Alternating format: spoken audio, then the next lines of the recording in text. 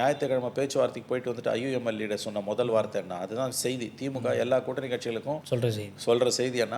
எல்லாரும் ஒரு சீட்டு குறைச்சிக்கோங்கன்னு சொல்றாங்கன்ற. எல்லாரும் தியாகம் பண்ண ரெடி ஆயிட்டாங்க. அது எப்படி 170 சீட்டு போட்டி போட்ட திமுக 165 சீட்டு போட்டி போடுறதுக்கும், 3 சீட்டு வாங்கினவன் 2 சீட்டு போட்டி போடுறதுக்கும், 6 சீட்டு வாங்கினவன் 5 சீட்டு போட்டி போடுறதுக்கும் பெரிய வித்தியாசம் இருக்கு. 165 சீட்டு போட்டி போட்டவங்க 160 சீட்டு போடுறாங்க, 5 சீட்டு குறைச்சிக்கிறாங்கன்றதும், 6 சீட்டு போட்டவன் 5 சீட்டு போடுறதும் ஒன்னா? நிச்சயமா ஒன்னா இருக்கு. அப்புறம் அதிகாரம் கண்ணை மறைக்கிறது, பதவி மோகம் கண்ணை மறைக்கிறது, எந்த எல்லைக்கும் போக திமுக துணிந்து விட்டது. இது கூட்டணி கட்சிகளோட எண்ணிக்கையை அதிகரிப்பதன் மூலம் கூட்டணி கட்சிகளுக்குள் ஒரு வெறுப்பு வளர்கிறது.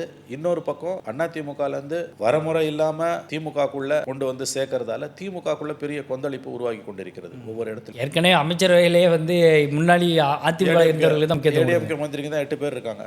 இது போற போக்குல பார்க்கும்போது ஒரிஜினல் திமுக காரங்க மைனாரிட்டி ஆகி அதிமுக வந்தவங்க மெஜாரிட்டி ஆயிடுவாங்க திமுக. அது நடக்கும். எனவே அது அவங்க கட்சி பிரச்சனை, அதை பத்தி நம்ம கவலைப்பட தேவையில்லை. அது திமுக பார்த்துக்கும். கூட்டணி கட்சிகள் உள்ள இருக்கக்கூடிய நெருக்கடி என்பது அது ஒரு நெருக்கடி தான். அவங்க இது எல்லாத்தையும் சமாளிச்சிடலான்னு பார்க்குறாங்க.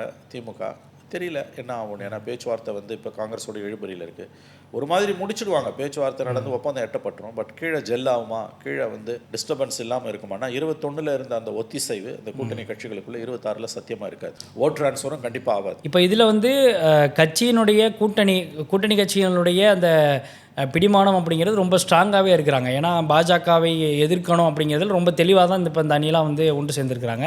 அதில் தேமுதிக மட்டும் விதிவிலக்கு, அது வேறு காரணங்களுக்காக உள்ளே சேர்ந்துருக்கிறாங்கன்ற பார்வை வைக்கப்படுது. இருந்தாலும் கூட இந்த விஷயத்தில் ஸ்ட்ராங்காக இருக்கிறவங்க இதில் சில விஷயங்களில் காம்ப்ரமைஸ் ஆகி போயிடுவாங்க அப்படின்ற ஒரு எண்ணத்தினால தான் திமுக இது மாதிரியான ஒரு விஷயத்தில் வேறு எங்கே போயிடுவாங்கன்ற எண்ணம். ஏன்னா பிஜேபி ஃபேக்டர் தான் இன்றைக்கி திமுகவோட வெற்றிக்கும் திமுக கூட்டணியோட இருப்புக்குமே அடிப்படையாக இருக்குது. ஏன்னா சிஎம்ஏ சொல்கிறாரு டெல்லிக்கும் தமிழ்நாட்டுக்குமான போருங்கிறாரு. அது அவர் வகைப்படுத்திக்கிறார். அப்படி நம்ம அதை பொத்தாம் பொதுவாலாம் சொல்லிட முடியாது. இது தமிழ்நாட்டுக்குள்ளே நடக்கிற தேர்தல். இது முடிவு பண்ணுவாங்க திமுக வேணுமா வேணாமான்றது.